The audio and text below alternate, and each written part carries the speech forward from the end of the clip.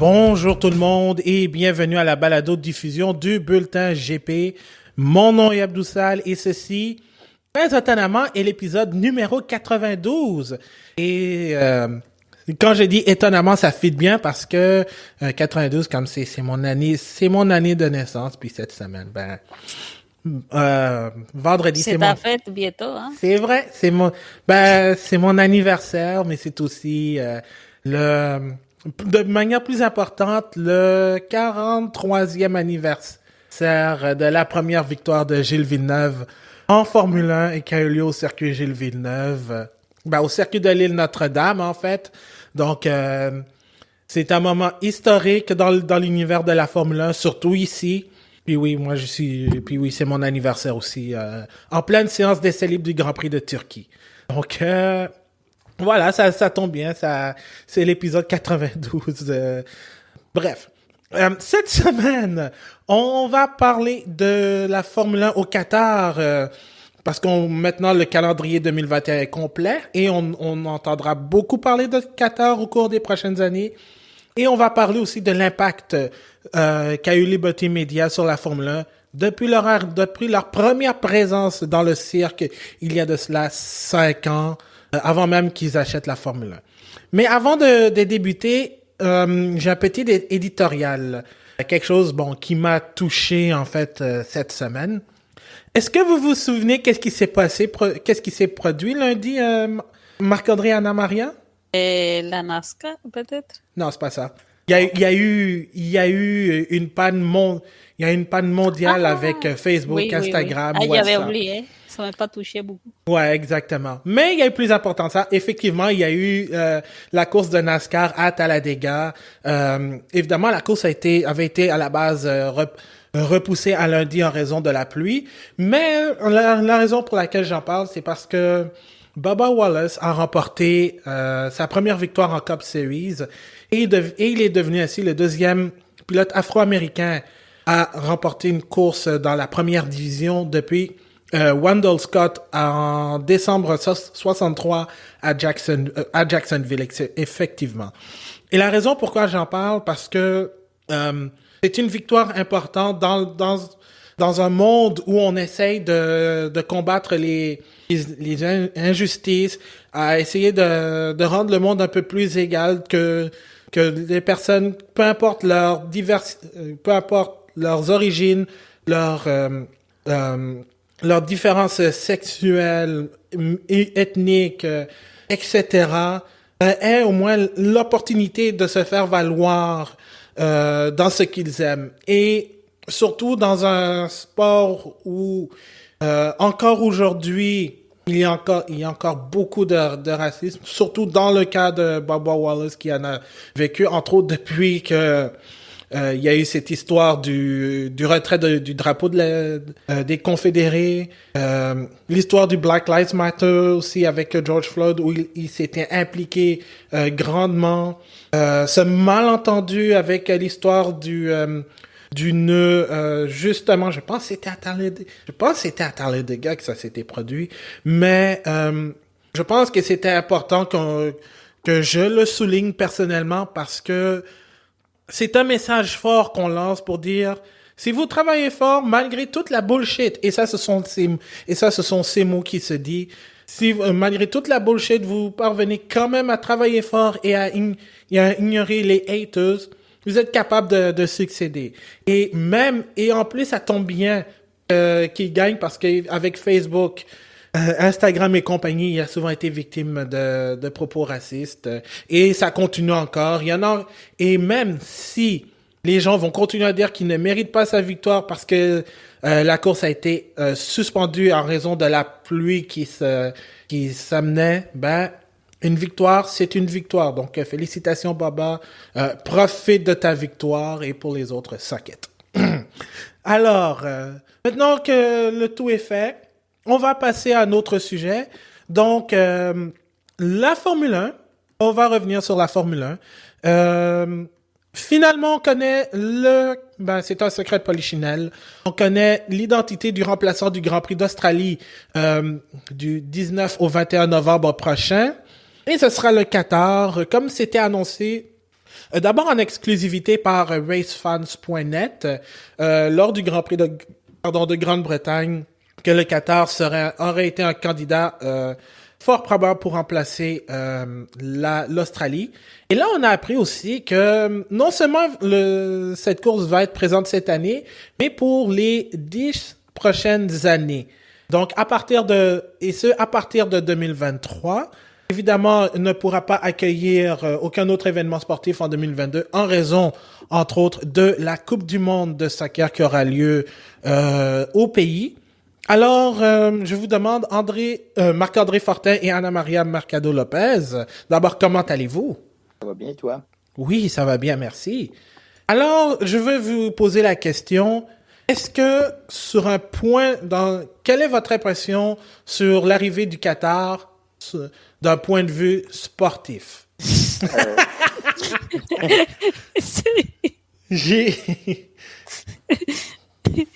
Wow. OK. Donc, ça part bien. D'où commencer? On dirait que je ne sais pas. Je pense que le circuit qui ont l'air d'avoir montré me semble un peu comme Bahreïn, mais à une différence près, la vitesse a l'air moins présente.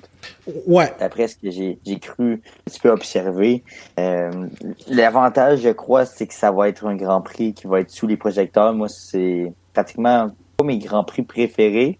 Je dirais qu'ils ont un petit cachet important pour moi. Tout ce qui est Singapour. Singapour, c'est magnifique.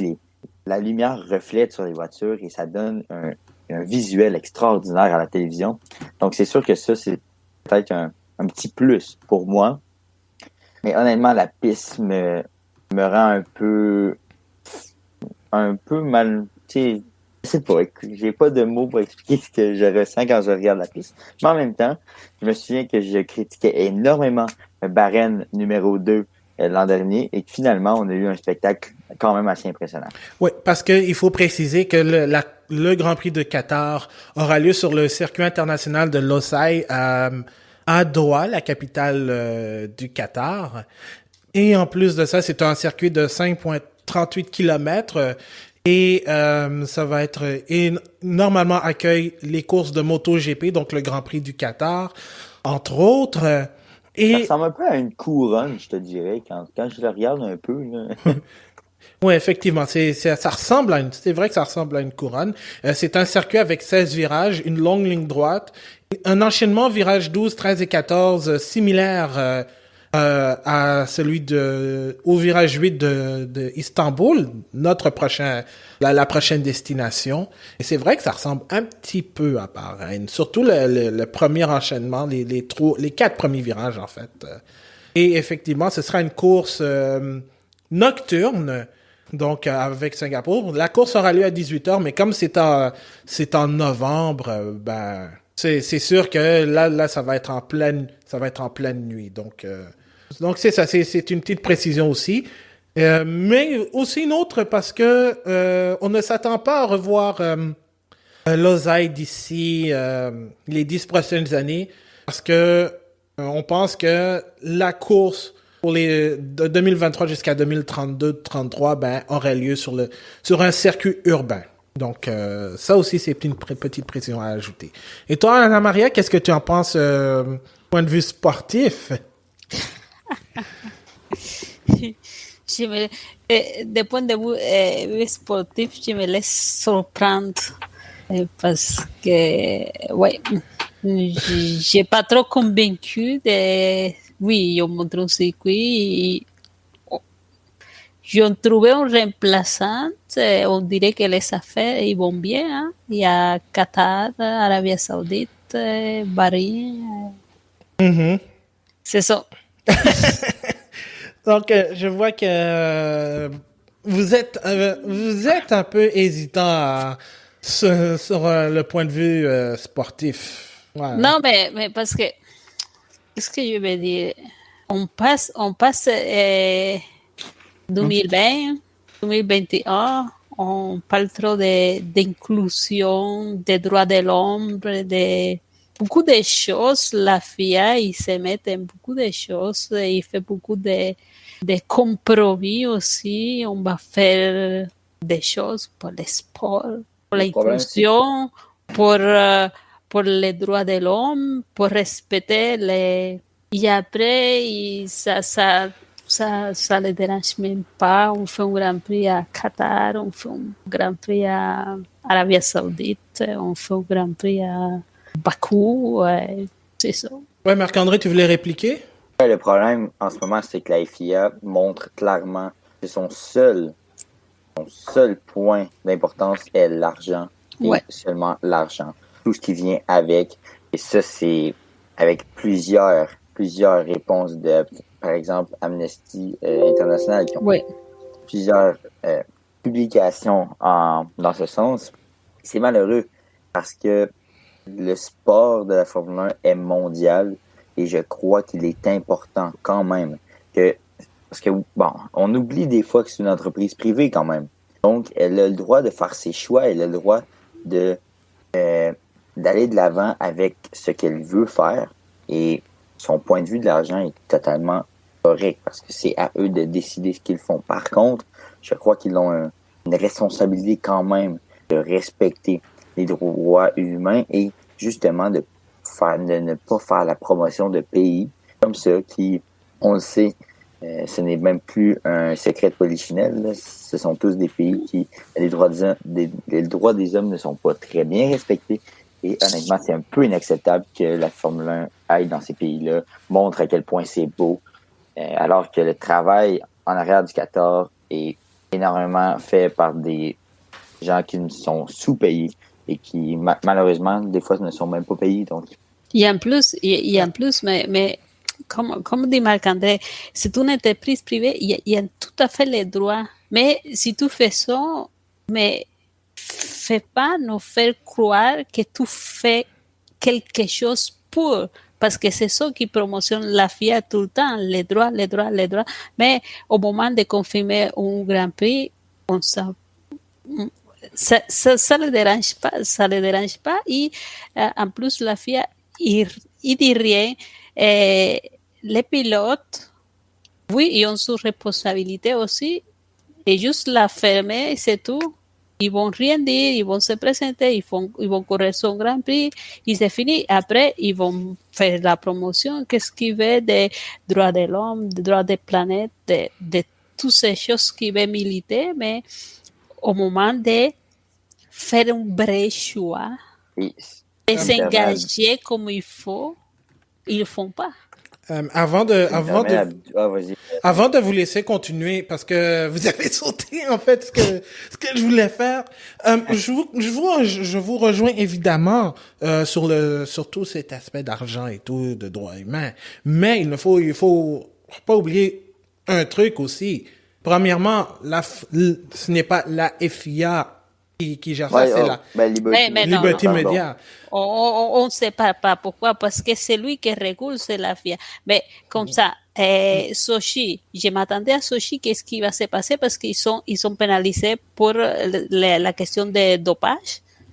Et ils peuvent pas faire, Mazepin, il peut pas porter le drapeau, la Russie, il peut pas faire les nationales. Et j'ai dit, je m'attends pour voir qu'est-ce qu'ils vont faire à Sochi, mais au moins, ils m'ont surpris parce qu'il n'y a pas eu de national, de drapeau, rien.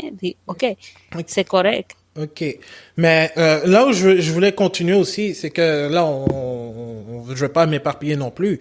C'est que actuellement, oui, je comprends que l'arrivée du Qatar fait écarquiller bien des yeux. Et moi, c'est plus du côté 2023, mais ça, j'y reviendrai après. Cette année, bon, évidemment, dû la situation... Attends, je vais juste finir ce que j'avais à dire. Désolé. Actuellement, avec l'Australie qui est annulée et le désir de la Formule 1 d'avoir un calendrier maintenant, avant avec 23, maintenant 22, où je regarde la liste des circuits de grade 1, ceux qui n'ont pas de circuit présentement, outre Bahreïn, il y a aussi, je vais vous donner quelques exemples, Autódromo Estoril au Portugal, Mugello, Bud en Inde, à New Delhi, Buriram en Thaïlande, Magny-Cours, Mont Fuji, mais oubliez ça, le Japon ne veut pas. Hockenheim, Sepang, Corée, Dubaï aussi, mais il fallait que... Mais pour ça, il faut que quelqu'un soit intéressé à vouloir accueillir un Grand Prix. Et je sais qu'il y en a... J'ai lu beaucoup de gens qui ont dit, pourquoi pas ailleurs, pourquoi pas à Sepang? Sepang ne s'est jamais montré intéressé, et même eux, là, je pense, la situation épidémiologique, la situation pandémique ne semble pas être au beau fixe aux dernières nouvelles, à moins que je me trompe, et ils ne se sont jamais manifestés. Même chose, surtout pour les circuits européens qui n'ont pas de place. Non seulement personne ne s'est manifesté, mais la météo en novembre, c'est peut-être autre chose, à part peut-être Portugal et en Espagne, parce qu'il y a Jerez, il y a Motorland Aragon, il y a même Valence aussi, le circuit Ricardo Tormo. Tout proche, hein, y ont des panneaux en Espagne. Ouais, il y en a. Et en plus, avec le fait que, le Grand Prix du Qatar va être la fin du programme triple avec Mexique et Brésil. Mais encore là, qui s'est manifesté pour remplacer l'Australie? Personne à part le Qatar. Mais Adou, je dis, c'est pas une excuse. Quand toi, dans ton calendrier, 22 Grand Prix, tu peux bien annuler un. L'année passée, ils se sont arrangés, ils ont annulé des Grands Prix. Ils se sont arrangés, ils ont fait des programmes doubles à Silverstone, des programmes doubles à Austria. Oui, mais là, la question n'est pas, ce n'est pas un Grand Prix de remplacement, c'est tout simplement un nouveau Grand Prix qui arrive parce qu'ils ont signé un contrat de 10 ans. Donc, oui, mais Adou, il parle de cette année. Absolument ce Grand Prix-là. Oui, c'est ça, mais et à quel prix? À quel prix? Ça doit être un prix faramineux. C'est clair. C'est clair. Mais ce qui me dérange encore plus, c'est que, la température fait en sorte que tous ces grands prix se retrouvent à la fin de la saison, à un moment qui va tellement être important. Puis, encore plus cette année avec la course infernale que nous allons avoir. Donc, tu mets encore plus, désolé l'expression anglaise, mais l'exposure, tu vas mettre l'exposition encore plus grande sur ces événements parce que tu ne veux absolument pas rater ça. Fait marquant, le Grand Prix d'Arabie Saoudite, je ne le regarderai pas encore. Donc, même si Max peut gagner le championnat-là, je ne serai pas un téléspectateur de cet événement. Maintenant, j'espère ne pas changer d'idée à la toute fin. Mais pour l'instant, j'ai encore pris la décision de ne pas le regarder. On fait un effort pour le rater. Mais c'est ça. Et après tout ce qui s'est passé avec la FIFA, tous les scandales des mondes qui étaient là en prison juste parce que tu connais à deux, ils ont décidé de donner ça à Qatar. Ouais. C'est ça. Et après tout ça, si tu viens me dire, OK, c'est bien, on va faire un Grand Prix là-bas, c'est cool. OK, allez, on brûle l'essence encore. Ouais, non, mais j'ai pas vu les détails financiers. Est-ce qu'on les a? Non, ils vont pas donner les détails financiers, mais c'est sûr que c'est sûr qu'ils sont bien. Là où je vous rejoins, parce que évidemment, moi, je parlais pour cette année, évidemment, parce que, comme j'ai dit, à part le Qatar et peut-être le Bahreïn, qui d'autre s'est manifesté? J'ai rien entendu. Il y a plein qui faisaient la main comme ça en Italie, en Espagne. Pas cette année, on dirait. Pas cette année, je trouve. Parce que peut-être en octobre. On a entendu beaucoup plus parler. Parce que peut-être si la Turquie n'était pas dans les si c'était pas possible de rouler en Turquie, déjà que la course était supposée remplacer celle à Montréal en juin, ils l'ont reporté ils l'ont remplacé par le Grand Prix du Japon, techniquement, en fait. Mais, ils l'ont pas remplacé, je veux dire, ils ont annulé une course, mais Tu vois, à part ça, il y a personne. Moi, il y a eu peut-être des discussions avec Mugello, si jamais la Turquie devait être annulée, mais cette année, personne d'autre s'est manifesté. Et le Mais Qatar ma aussi. question est, avec quoi, pourquoi c'était aussi nécessaire? Parce que de toute façon, je pense que personne aurait dit non à un cours, peut-être pas public, parce que Qatar, qu'est-ce que, regarde, il va aller qui? C'est une question, c'est évidemment tout ce qui est C'est la même chose, sponsor. c'est la même chose que passe, la même chose que varie, hein?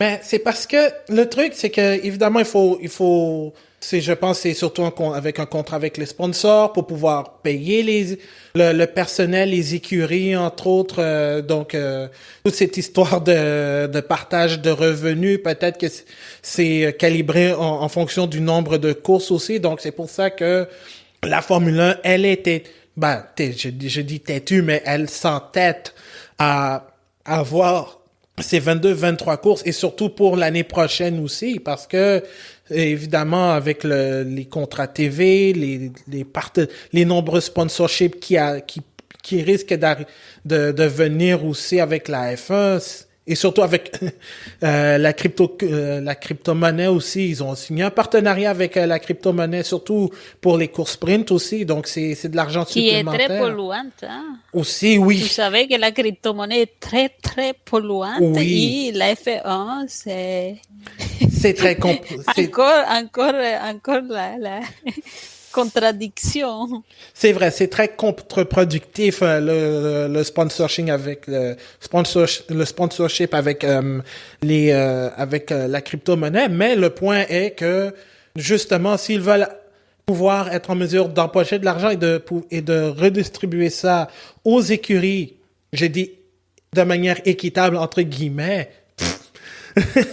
Mais on non, sait que c'est pas possible. Je pense qu'ils sont allés à Qatar chercher les surplus qu'ils ont besoin pour payer la course sprint. Mais je pense pas qu'il y aura de course sprint au Qatar de toute façon.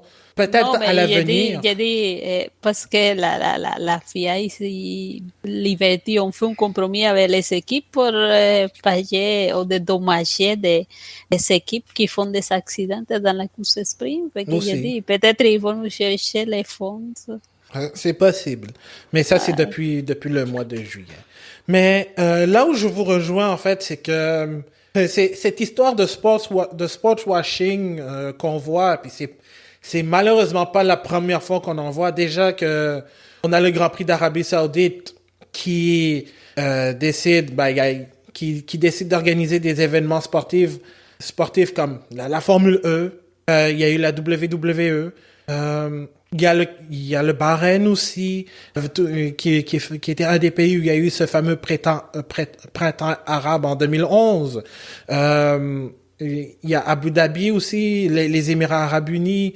Donc, toutes ces histoires de droits de l'homme, surtout au Qatar avec l'arrivée de la Coupe du Monde l'année prochaine, et cette histoire terrifiante avec la maltraitance des travailleurs pour construire les stades. C'est juste dégoûtant. La manière dont ils traitent aussi les femmes dans le monde, au pays, autant en Arabie Saoudite qu'au Qatar, plus, je dirais, dans certains pays musulmans. C'est juste un moyen pour plusieurs de se couvrir, en fait, pour éviter, pour dire, on est accueillant. On est accueillant. Et quand des personnalités vont s'afficher contre justement contre par exemple je veux dire, ils vont s'afficher pour le droit des femmes, pour le droit pour les droits de la communauté LGBTQ+. Tout simplement la liberté d'expression aussi. C'est ça. Mais oui, il y a dans ces pays-là. Oui, il y a des journalistes qui se font couper la tête, hein? Ouais. Littéralement. Oui, Littéralement. Ils se font emprisonner. Oui. Les exemples pleuvent là, dans ces pays-là. Donc, pour toutes ces raisons, la Formule 1 me déçoit énormément dans ces dossiers-là.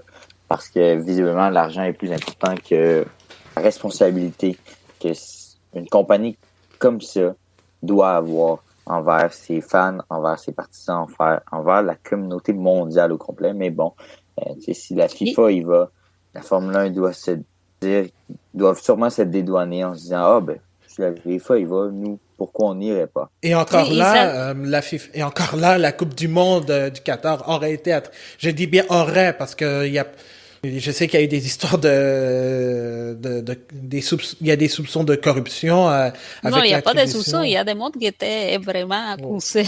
Ouais, de la corruption, ben ça, avec la FIFA. La FIFA, c'est pas la première fois non plus. Ouais, j'en ai vu depuis. Mais ça qui me dégoûte le plus, c'est que avec la FIA, c'est dit, ok, tu t'assumes, tu vas aller là-bas, mais fais pas croire que tu fais quelque chose pour les droits, pour l'inclusion, si en même temps tu veux l'argent de ce pays et peu importe. Mm-hmm. Ouais, non, c'est ça. C'est une question d'argent, évidemment. Puis même Stefano Domenicali, quand on lui a posé la question, il a dit que le sport va aider justement à... Attendez, je vais juste retrouver la déclaration. On est en train de parler de sport. On parle d'une plateforme qui a l'objectif de créer du fun et d'unir le peuple. J'en doute. J'en doute. Mais c'est lui que les seuls gagnants, c'est Qatar, c'est pas le sport. Il dit aussi, le sport va aider et à augmenter la positivité et les bonnes valeurs de chaque Grand Prix, de chaque pays où on va. Mais est-ce qu'ils font courir la W Series à Qatar? Non, parce que la saison se termine. La saison se termine aux États-Unis. C'était pas prévu, mais. Il était bien fait, il était bien fait le calendrier. Ils n'ont pas mis des courses à Russie, je ne sais pas. À Bakou. Mais ça, c'était pour une question de logistique, évidemment, parce que c'est sûr que même la course de Formule 3 qui devait avoir lieu à Austin dans 2 semaines a été annulée. Donc, mais c'est vrai que si jamais ils veulent vraiment montrer, ils veulent amener, unifier le peuple comme Dominique Ali le dit, j'aurais mis les courses les courses de la série W au Bahreïn, au Qatar, surtout en Arabie Saoudite et à Abu Dhabi. J'ai dit ça comme ça. S'ils veulent vraiment le faire, mais moi personnellement, tant qu'il n'y a pas de changement concret, c'est sûr qu'on va rester très cynique par rapport à ces pays. Même en Hongrie, avec le parti d'extrême droite au gouvernement qui a décidé de punir d'imposer des sanctions, entre autres à la communauté LGBTQ+. Excusez-moi, j'ai du mal à le prononcer. Mais encore là, tu vois, il va falloir que la Formule 1 soit plus concrète dans ses actions du Re-Race as One, parce que c'est bien beau de vouloir parler, mais il faut que, comme on dit, il faut prendre aussi il faut agir en conséquence. Oui, parce que c'est bien beau les annonces dans des papiers, et dire on va faire ça, mais et après on cherche c'est quoi qu'ils ont fait. Ben, c'est ça, on n'a pas encore eu on n'a pas eu de. Mais regarde, depuis longtemps, ils parlent il n'y a pas un fin à F1. Pas encore. Non, mais il va pas avoir. Pourquoi? Parce que oui, ils fichent des personnes comme la fille comment Chadwick. Jamie Chadwick, chez Williams. Jamie Chadwick il est chez Williams, mais est-ce qu'elle y a roulé au moins une fois? Ben, pas encore. Dans 12 F1, la seule qui a réussi à faire ça, c'est Tatiana Calderón. C'est parce que ses sponsors ils ont poussé. Ils ont contribué. Mm-hmm. Mais dans toutes les équipes, ils sont mis à afficher quelqu'un, une femme, un pilote. Et après, c'est juste pour dire, on contribue, mais c'est juste pour la mettre en avant et dire, est là, mais... Et toi, Marc-André, si on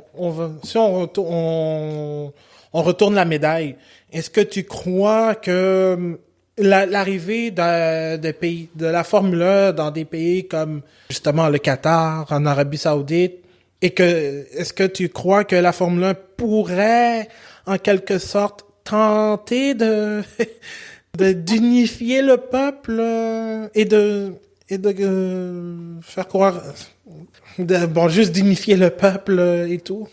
Bah, écoute, je doute énormément parce que la Formule 1 a un grand pouvoir pour ses partisans, mais pas pour le reste. À la toute fin, c'est une belle entreprise privée et un divertissement. On parlait de leur futur peut-être contrat avec Netflix, mais ça reste un divertissement à la Formule 1.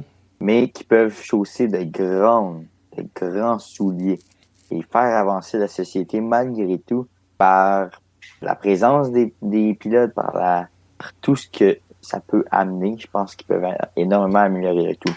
Donc, écoute, unifier le peuple, je pense que c'est un grand mot. C'est un grand terme. Mais je suis d'opinion que oui, la Formule 1 peut changer de grandes choses dans la communauté parce que le sport en général, les sportifs peuvent faire changer des opinions. Puis Lewis Hamilton en est un bel exemple. Je crois vraiment qu'il y a des gens qui ont amélioré leur façon de penser à cause de lui. Mm-hmm. Mais c'est ça, c'est parce que c'est pas un changement qui va arriver sur le tas, c'est quelque chose qui est à long terme. Donc si tu veux inculquer les valeurs, c'est pas immédiatement que ça va changer, ça va être sur le long terme et j'espère que en poussant, ça va peut-être inspirer d'autres gens à vouloir peut-être changer leurs valeurs, mais c'est quelque chose de très difficile à faire, mais c'est quelque chose qui peut se faire. C'est difficile, mais en tout cas, des fois, je pense qu'avant, il faisait un peu plus que maintenant, parce maintenant, c'est juste la publicité, la promotion, comme disant, oui, on veut faire ça, on veut faire ça. Ils font toutes les choses juste pour figurer, pour avoir l'air qu'ils font quelque chose. Mais je me rappelle qu'avant, quand il arrivait au Grand Prix du Canada, on voyait des pilotes à la ronde pour faire l'éducation, pour la conduite, parce qu'il y a plein de gens qui vont là-bas. Il y avait des fois Schumacher, il y avait des fois Massa, il y avait des écoles qu'il y avait des pilotes qui allaient à des écoles primaires, à parler avec le monde, ils faisaient des choses, et maintenant, ça fait longtemps, ils font rien de ça. Et avant, il allait, comme Gino Rosato, il allait à Montréal Nord et des fois, il visitait des écoles. Oui, c'est ça, notre Gino Lavalois.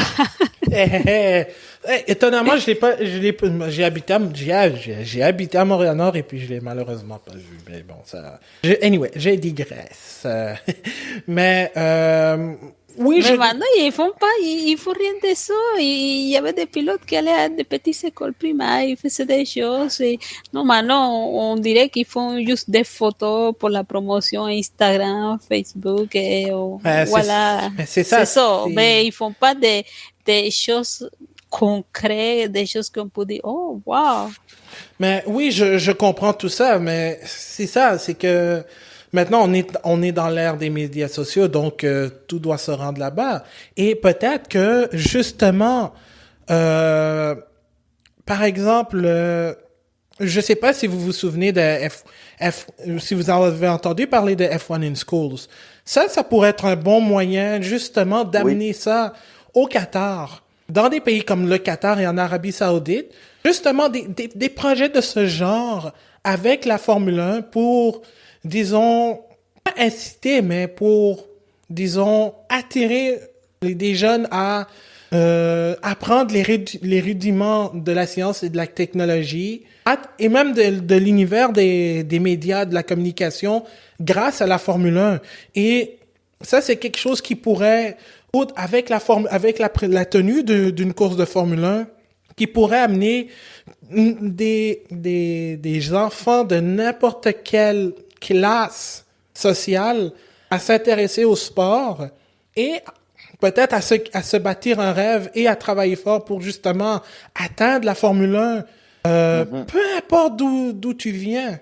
Donc, moi, je pense que ce sont des projets du genre qui doivent mettre un peu plus en l'avant, pas seulement créer des médias sociaux où tu as par rapport à, par exemple, le Paddock Club de F1, les F1 Experience, avoir une très VIP et très VIP. Dispendieux. C'est ça, quelque chose de plus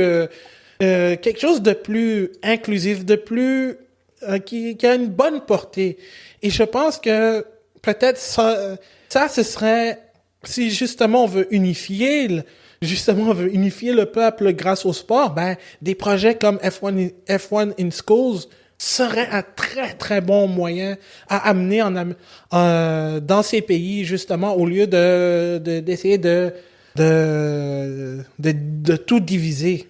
Donc, exact. Puis je trouve que dans ton approche, ce qui est vraiment intéressant, c'est que la Formule 1, Liberty Media, étant une entreprise privée, ne fait pas non plus la morale aux autres pays, parce que souvent c'est ça qu'ils ne veulent pas faire.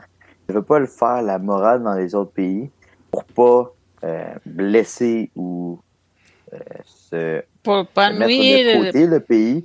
pour pas Donc, nuire. je trouve que ce qui est bon dans tout ça, dans le F1 in School, c'est que tu viens aider la communauté, tu viens aider ta propre entreprise, tout en mettant de l'avant de bons programmes qui peuvent réellement aider les enfants et en les incitant à la technologie, à l'ingéniosité et tout ça. Ce que tu as également, c'est que tu peux subtilement glisser des valeurs pas, j'allais dire nord-américaines, mais des valeurs qui sont normales et qui sont, je sais pas comment les nommer, mais loin de ce qu'on peut avoir dans ces pays, tout subtilement, donc c'est ça. exact. Puis, tu vois, je regarde par exemple, il y en a eu cette année, ça s'est tenu, je pense en Grande-Bretagne. Mais tu vois, il y a des pays, par exemple, F1 in Schools, tu as l'Australie, Autriche, Azerbaïdjan, Bahreïn, Bermudes, le Canada est là aussi, l'Arabie Saoudite. Donc, il y a des écoles, un peu partout dans le monde qui participent à F1 in Schools, mais moi, je pense que ça, personnellement, à la place que et puis, je regarde aussi, ça a même été diffusé sur Sky Sports F1. Mais là, on a F1 TV. On a F1 TV, ils ont les médias sociaux. Justement, pourquoi ne pas, pendant un week-end de Grand Prix, justement, dans ces pays-là, diffuser les événements justement comme Fusion Jeunesse l'a fait avec les compétitions de robotique First auxquelles j'ai participé.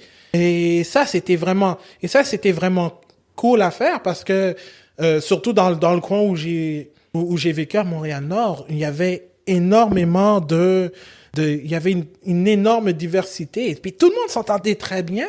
Donc, si tu peux faire la même chose avec F1 in Schools dans des pays où justement les valeurs, comme en Arabie Saoudite, au Qatar, ne sont pas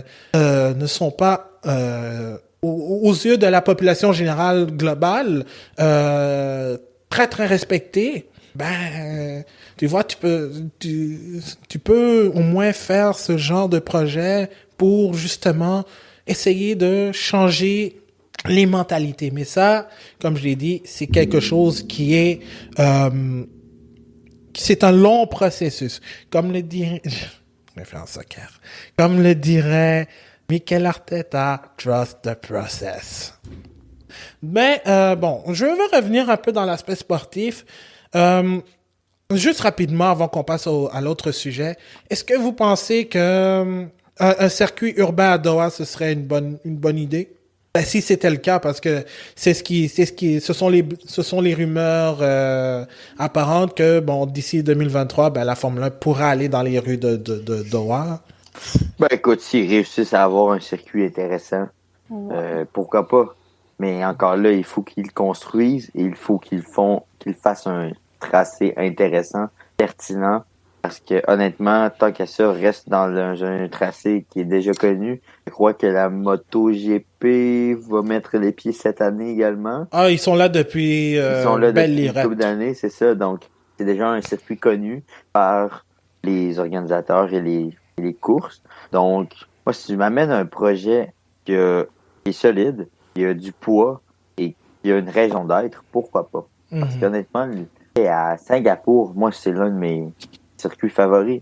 C'est toujours l'une de mes courses favorites. Donc, si tu m'amènes un projet intéressant, amène-moi là. Il faut qu'il soit pertinent. Ouais. Et toi, Anna Maria?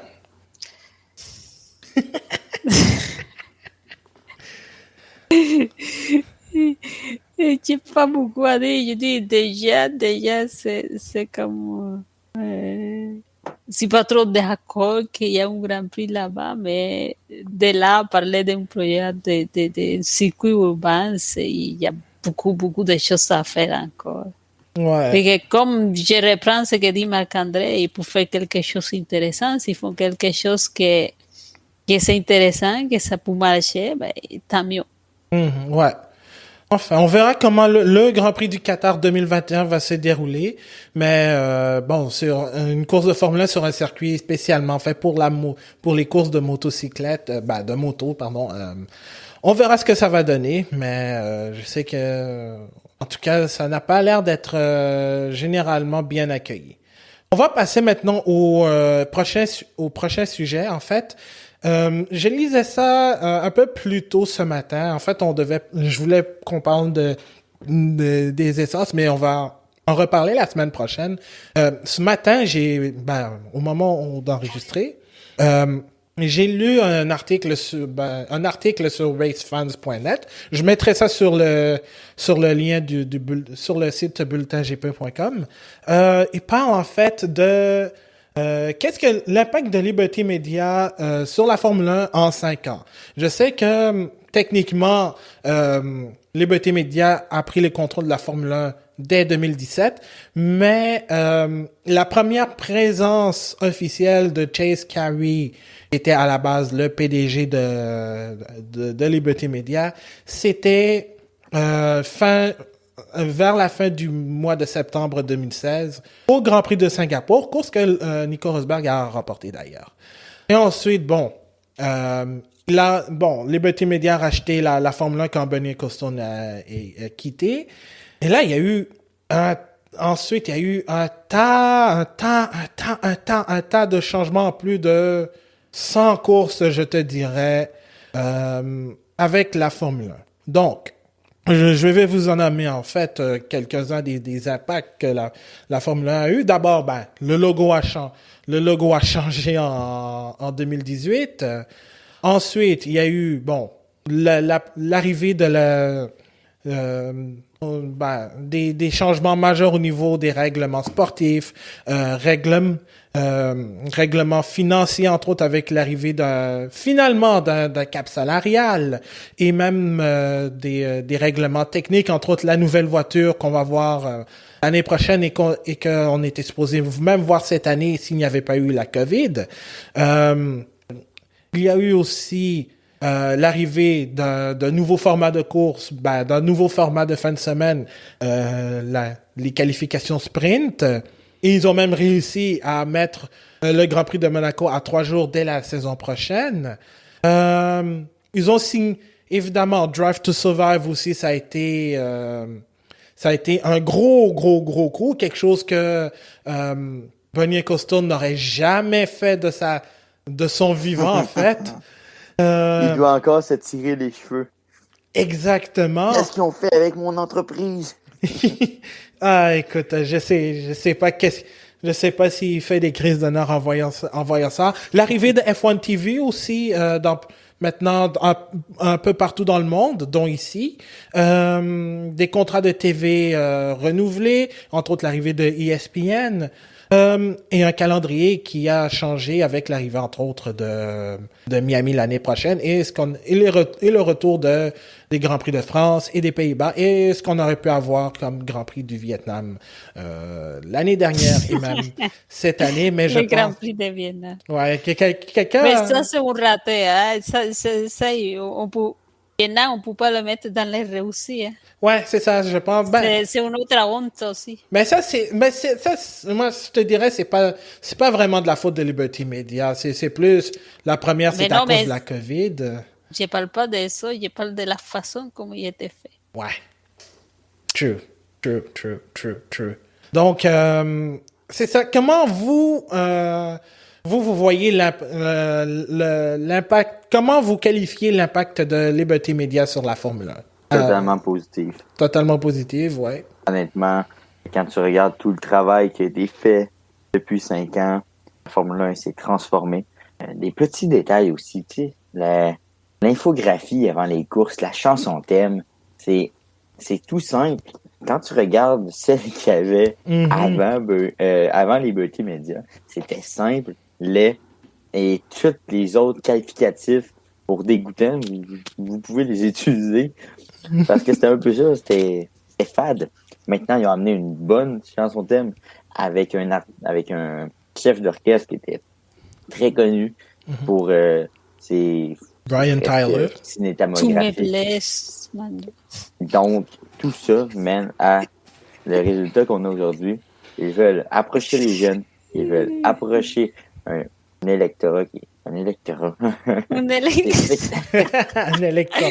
Un électorat. Politique, Marc-André. Des spectateurs qui sont plus jeunes et qui vont vouloir grandir avec la Formule 1 et vouloir le montrer aux autres. Maintenant, tu sais, je pense que, bon, comme dans tout, il y a quelques petits points négatifs. Mais ce que je retiens, c'est que ils ont réussi à lever le niveau de la Formule 1.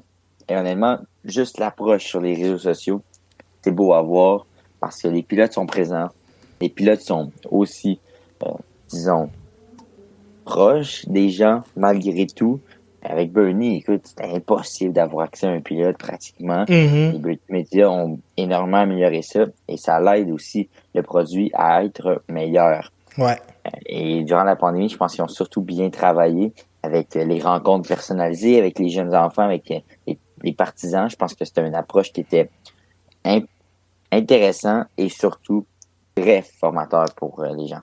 Effectivement. Et puis, tu sais, et vous savez qu'est-ce que Bernie Ecclestone aurait dit à propos des réseaux sociaux? Je vais vous laisser entendre. What is this? What is this? What is this? Mais honnêtement, imaginez-vous, Liberty Media n'achète pas la Formule 1, on continue avec Bernie, on arrive en 2020, la pandémie frappe. La Formule 1 fait quoi si c'est Bernie qui gère la Formule 1 pendant une pandémie mondiale? On ne sait pas quand même. Elle meurt parce que, honnêtement, Je pense pas.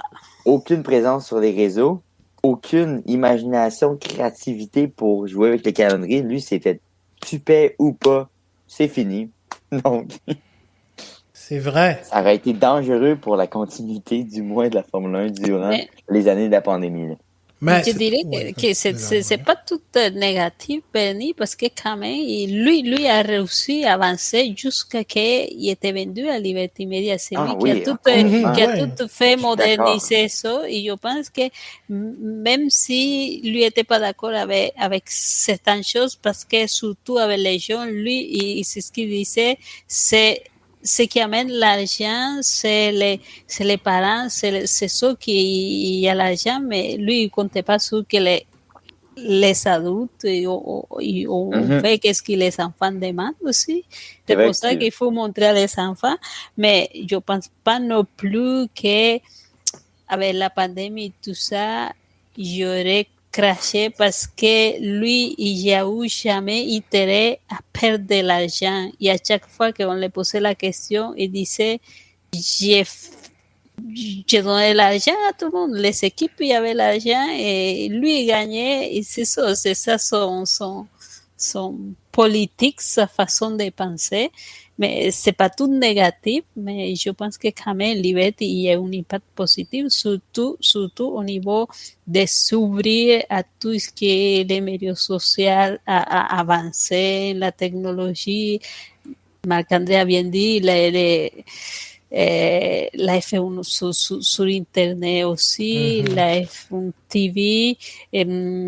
Côté changement, oui, pour les gens, il était bien. La musique, le changement de logo, mais il faut comprendre aussi que pour les plus vieux, c'est comme qu'est-ce que tu dois sentir quand on a changé le logo de l'Impact, c'est ça. Oh, non, je ne veux pas rentrer dans cette discussion. Non, parce que Tu vois. ça finisse mal. Je ne veux pas, ça va mal finir. Ça va. C'est ça, c'est parce que je comprends Marc-André, c'est très jeune à côté de moi et à côté de regarder la Formule 1. Pour nous, les vieux dinosaures.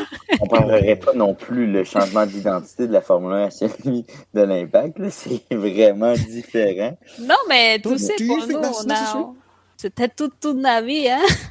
Avoir la même musique, les mêmes logos, mais pour ma fille, c'était « Oh, wow, c'est beau, ça a changé, c'est bien », mais pour moi, c'était comme « Qu'est-ce qu'ils ont fait ?»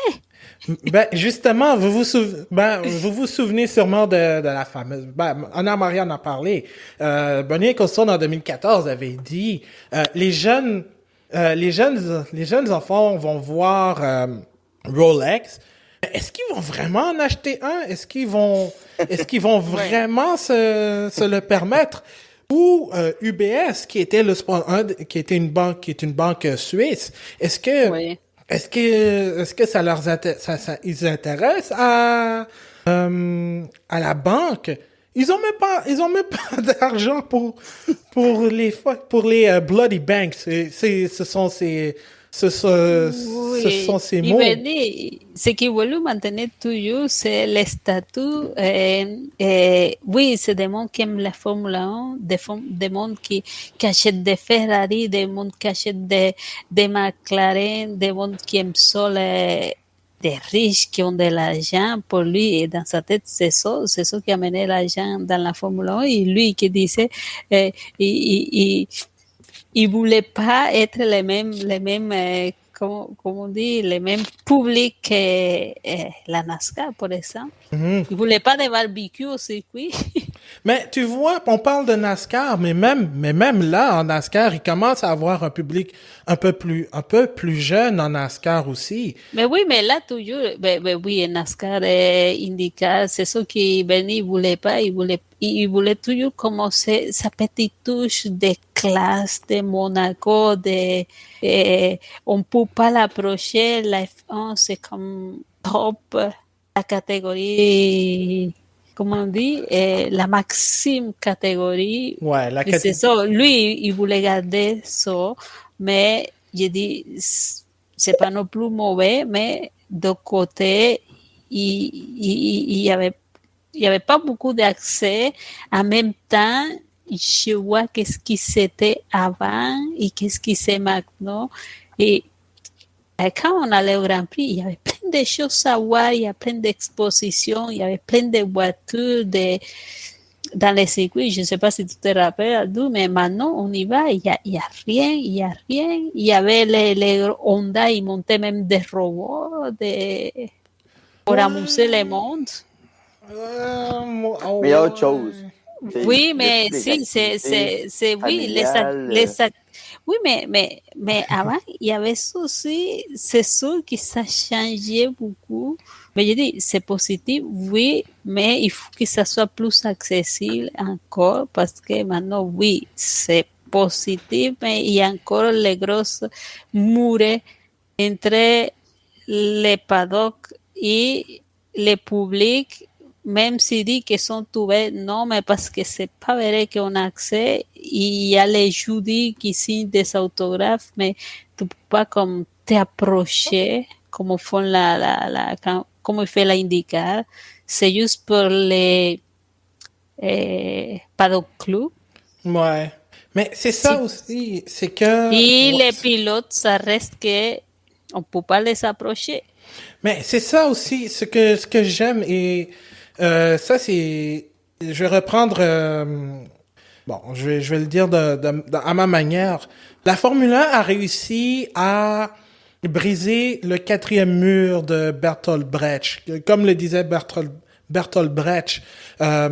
La Formule 1 maintenant est capable d'interagir avec le public, ce qui n'a jamais été le cas avec dans l'ère de Bernie Ecclestone. Et ce n'est pas pour disons ce n'est pas pour rabaisser, pour dire que Bernie Ecclestone a fait du mauvais travail. Le problème, c'est qu'il ne s'est jamais adapté à la réalité d'aujourd'hui. Et quand il a tout commencé dans les années 80 avec la FOCA et tout, moi c'était quelque chose de révolutionnaire, les droits TV, maintenant le fait de pouvoir diffuser les courses de Formule 1 en direct dans des chaînes maintenant spécialisées et aussi parfois dans les chaînes locales publiques. Maintenant, tout est dans l'ère numérique et tout, mais Bernie Ecclestone aurait probablement gardé ça tel quel. Il n'y aurait pas eu de changement et la Formule 1 aurait été peut-être dans un déclin énorme avec des équipes qui quittent, des pilotes qui ne seraient plus intéressés à aller en Formule 1 parce que, bon, ça c'est un problème à part encore aujourd'hui, mais maintenant, aujourd'hui, force est de constater que Liberty Media a réussi à garder la Formule 1 à un niveau exceptionnel et à même se rapprocher même des... Même si... En fait, je dirais que l'échange de la Formule 1 s'est fait au bon moment. C'est ça. Je crois que Bernie, toute sa puissance et son autorité commençaient à se détruire un peu, commençaient à perdre un peu de tout ça. Et Liberty Media est arrivé et a dit « OK, nous, on va prendre contrôle de ça. Bernie, merci pour tes services. Honnêtement, sans Mais toi, c'est lui-même, ce produit aurait... Oui, ben il a vendu... Au moins, c'est lui-même qui a pris la décision. Exact. Hein, c'est vrai. Seul Bernie pouvait prendre cette décision. Lui a capitalisé et lui a fait ses affaires. Après, oui, il s'est retiré. Il s'est retiré. Mais... Et quelque chose que je vais donner à Liberty, c'est le fait que quand il est arrivé, surtout en Europe, tout le monde y criait parce qu'elle a fait un État américain, ils vont détruire, ils vont faire n'importe quoi. Et oui, le monde n'était pas content là-bas parce qu'il disait... Il y avait Al aussi comme exemple. Oui, il nous arrache il nous arrache la Formule 1. Et quand même, Liberty, il savait... Il a bien fait y dans des affaires où les équipes n'ont jamais été capables de s'entendre. Il était capable de négocier et de faire consensus avec toutes les équipes. Ouais. Et que ça aussi, il faut le donner. Parce que le monde s'attendait qu'il disait, ben, il est parti, ça va cracher. Non, ça n'a pas craché. Ça a survécu. Et très bien. Exactement. Puis pour conclure aussi, moi je pense que la Formule 1 sur un court et moyen terme s'en va sur le bon chemin et sur un bon chemin. Ouais. Et si ça continue à long terme, si la Formule 1 continue de s'adapter à la réalité d'aujourd'hui, ben elle va pouvoir être, excusez-moi le terme, relevant encore dans 20, 30 années à peu près. Donc ça, au moins, c'est une bonne nouvelle que l'arrivée de Liberty. Et puis, même si jamais Liberty Media devait vendre la Formule 1, peu importe à qui, ben, au moins, la personne qui va être en possession des droits commerciaux de la Formule 1 aura un sport qui est fort probablement en bonne santé. Alors, ça, c'est quelque chose que... Maintenant, moi, je trouve que c'est plus intéressant de regarder la Formule 1 aujourd'hui que ce que c'était quand j'étais petit, parce que on a une couverture beaucoup plus élargie, beaucoup plus concrète. On peut, avec les réseaux sociaux, on peut suivre un peu plus, bon, les pilotes, mais aussi avoir des archives, ce qu'on n'avait pas avant. Donc, au moins, ça, c'est une bonne nouvelle que l'arrivée de Liberty Media. Mais il ne faut pas oublier aussi que Tout ça, c'est parti de la vision de Bernie Ecclestone qui, malheureusement, dans la réalité d'aujourd'hui, le modèle qu'il nous proposait n'était plus était désuet. Donc, voilà comment je pourrais dire. C'est sûr qu'il n'y aura pas il y aura toujours des heureux et des frustrés, mais personnellement, force est d'admettre que la Formule 1 se porte beaucoup mieux. Les chiffres le prouvent aussi qu'il y a 5-10 ans à peu près. Donc, effectivement. C'est ce qui complète cet épisode du Bulletin GP numéro 92. Ce sera le retour de l'émission d'après-course en direct à 10h30, parce que la course est à 8h heure du Québec. C'est à 8h, c'est ça. Donc, 10h30 sur Facebook, Twitter et Twitch. Et évidemment, on a notre site bulletingp.com pour lire pour lire les chroniques d'avant-course, retrouver les épisodes de podcast aussi.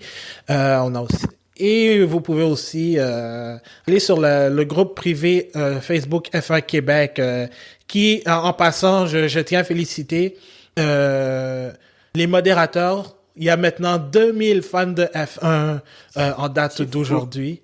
Donc, un gros félicitations à Julien, à François, à Charles, à toute l'équipe des modérateurs qui ont réussi à bâtir une belle communauté F1, très respectueuse, auquel nous trois participons en plus. Donc, on va mettre le lien dans le groupe, sur la page du podcast du Bulletin GP. Donc, vous pourrez aller les rejoindre et discuter de Formule 1.